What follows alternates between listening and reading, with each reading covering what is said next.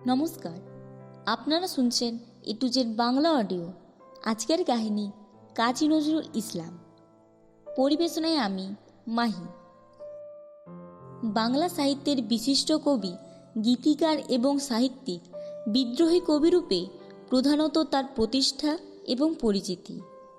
বর্ধমান জেলার চুরুলিয়া গ্রামে 1900 খ্রিস্টাব্দের 24শে মে বাংলা 1306 11ই জ্যৈষ্ঠ নজরুলের জন্ম। তার পিতা কাজী ফকির আহমদ ছিলেন ধর্মপ্রাণ ও সত্যনিষ্ঠ ব্যক্তি, কিন্তু দারিদ্র্য ছিল তার নিত্যসঙ্গী।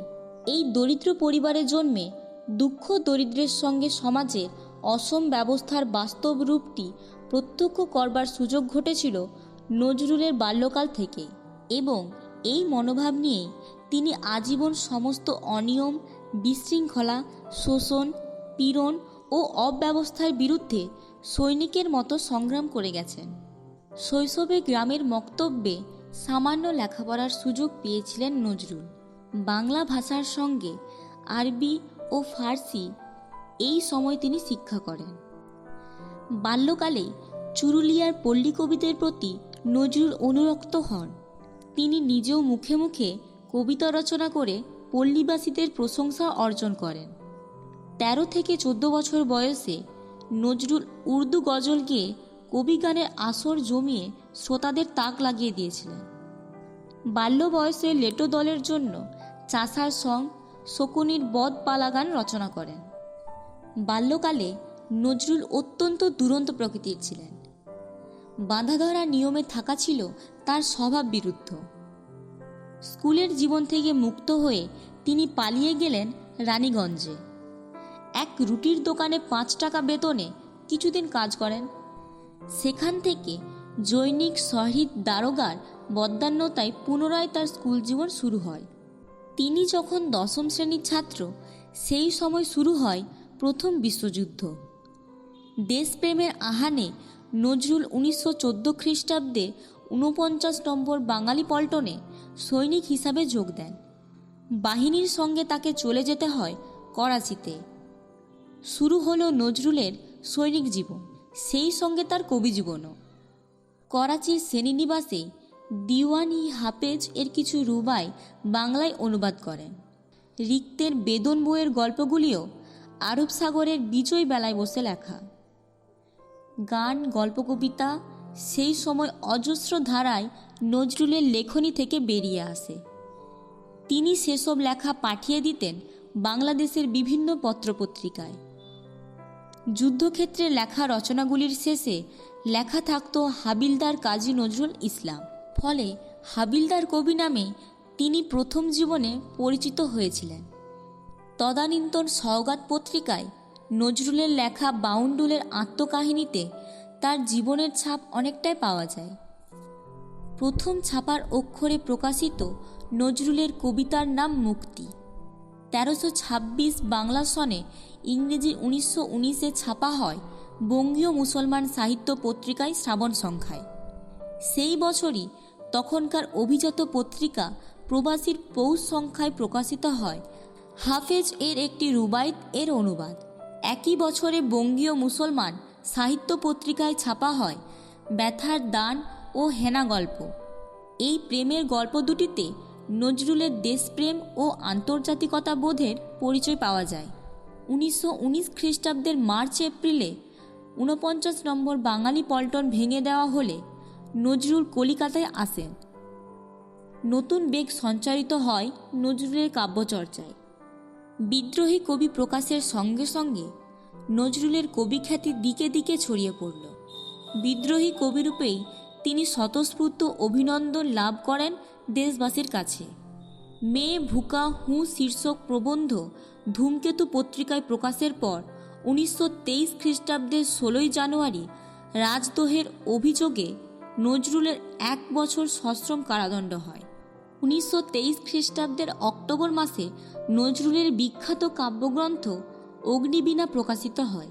এই গ্রন্থের প্রচ্ছদপট এঁকেছিলেন শিল্পাচার্য অবনীন্দ্রনাথ ঠাকুর। কারাবাসকালে জেল কর্তৃপক্ষের নিয়ম আচরণের প্রতিবাদে বিদ্রোহী নজরুল হুগলি জেলে অনশন শুরু করেন। এই সময় বিখ্যাত গান এই শিকল পরা ছল সহ ভাঙ্গার গান, সেবক, মরণ বরণ গানগুলির রচনা করে গলা ছেড়ে গেয়ে বন্দীদের প্রাণে আগুন জ্বালিয়ে দিতেন। নজরুলের অনশনের সংবাদে দেশের সর্বত্র ইংরেজ সরকারের বিরুদ্ধে জনরোষ ছড়িয়ে পড়ে। শিলং থেকে বিশ্বকবি রবীন্দ্রনাথ তার করলেন give up hunger strike our literature claims you. জেলের কর্তৃপক্ষ সেই তার বার্তা নজরুলের হাতে দেননি। দেশবন্ধু চিত্তরঞ্জন, কথাশিল্পী শরৎচন্দ্র, আবদুল্লাহ সুরাবর্তী প্রমুখ দেশমান্য ব্যক্তিদের অনুরোধ বিফলে গেল। ৩৯ দিন অনশনের পর জনমতের চাপে ও রবীন্দ্রনাথের হস্তক্ষেপে ইংরেজ সরকার বন্দীদের দাবি মেনে নেওয়ার প্রতিশ্রুতি দেন। নজরুল ৪০ দিনের অনশন ভঙ্গ করেন। ১৯২৪ খ্রিস্টাব্দের ২৪শে এপ্রিল বৈশাখ ১৩৩১ সন নজরুল প্রমীলা সেনগুপ্তের সঙ্গে পরিণয় সূত্রে আবদ্ধ হন। সেই বছরই প্রকাশিত হয় বিষের বাঁশি। ১৯২৫ খ্রিস্টাব্দের ফরিদপুরে কংগ্রেসের প্রাদেশিক সম্মেলনে মহাত্মা গান্ধীর সঙ্গে কবির প্রথম পরিচয় ঘটে। কবির কণ্ঠে চরকার গান শুনে গান্ধীজি মুগ্ধ হন। নিরন্তর দুঃখ দারিদ্র্যের সঙ্গে সংগ্রাম করেও নজরুলের সাহিত্য সাধনা ছিল অবিরাম। একের পর এক কবিতা, গান, প্রবন্ধ রচনা করে তিনি বাংলা সাহিত্য ভাণ্ডারকে সমৃদ্ধ করেছেন। ১৯২৬ খ্রিস্টাব্দে কলকাতায় সাম্প্রদায়িক দাঙ্গা শুরু হয়। সেই সময় কবি ছিলেন কৃষ্ণনগরে। লিখলেন কান্ডারি হুঁশিয়ার। কৃষ্ণনগরের কংগ্রেসের প্রাদেশিক সম্মেলনে এই গানটি গাওয়া হয়। দেশবন্ধুর স্বরাজ পার্টির সম্মেলনে ওই সময় লিখে কবি গাইলেন ওঠরে চাষি জগৎবাসী ধরো কোষে লাঙল। বিংশ শতাব্দীর অসম্ভবের সম্ভাবনার যুগে বিদ্রোহী কবি নজরুলের আবির্ভাব। কবিতায়, গানে, প্রবন্ধে, নিজের উদার জীবনচর্চায়, নির্ভীকতা ও ন্যায়ের অধিকার প্রতিষ্ঠায় সংগ্রামের উজ্জ্বল প্রতীকরূপে জাতির জীবনকে তিনি প্রতিষ্ঠা করেছেন। ১৯৪৫ খ্রিস্টাব্দে কলকাতা বিশ্ববিদ্যালয় নজরুলকে জগত্তারিণী পদক পুরস্কার দিয়ে সম্মানিত করেন। ১৯৬০ খ্রিস্টাব্দে ভারত সরকার পদ্মভূষণ উপাধি দেন। বহু মূল্যবান রসোত্তীর্ণ কাব্যস্রষ্টা, অসংখ্য গানের রচয়িতা ও সুরকার নজরুল ইসলামের পরিচিত ব্যক্ত হয়েছে তারই একটি ভাষণে। বাংলা ১৩৪৭ চৈত্র মাসে বঙ্গীয় মুসলমান সাহিত্য সমিতির রজত জয়ন্তী অধিবেশনে সভাপতির ভাষণে তিনি বলেন, দুঃখ সয়েছি, আঘাতকে হাসি মুখে বরণ করেছি, কিন্তু আত্মার অবমাননা করিনি। নিজের স্বাধীনতাকে কখনো বিসর্জন দিইনি। বলবীর চির উন্নত মমশির, এ কথা আমি আমার অনুভূতি থেকে পেয়েছি। ১৯২৮ খ্রিস্টাব্দে নজরুল ব্রিটিশ গ্রামোফোন কোম্পানিতে কাজ পান। প্রথমে গানের ট্রেনার ও পরে তিনি কম্পোজারও হয়েছিলেন। তার রচিত গানের সংখ্যা ৩,০০০-এরও বেশি। তার নিজস্ব সঙ্গীত রীতি নজরুল গীতি নামে পরিচিত। সবাক চলচ্চিত্রের সূচনার পর্ব থেকে নজরুল বাংলা চলচ্চিত্রের সঙ্গে যুক্ত হন।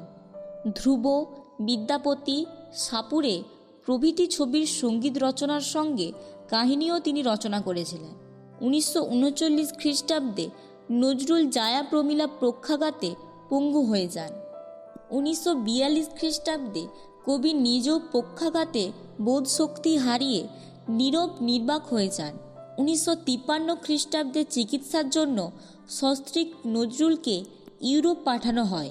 ১৯৭২ খ্রিস্টাব্দে বঙ্গবন্ধু মুজিবুর রহমান কবিকে বাংলাদেশে নিয়ে গিয়েও চিকিৎসার ব্যবস্থা করেন, কিন্তু জাতির দুর্ভাগ্য যে নীরব কবিতার স্বর্গ ফিরে পাননি।